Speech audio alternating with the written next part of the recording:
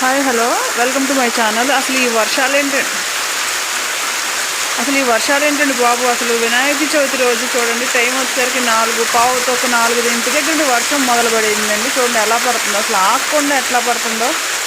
ఈ వర్షాలు ఆగేటట్టు లేవు ఏంటి, అయితే అతివృష్టి లేక అనావృష్టి.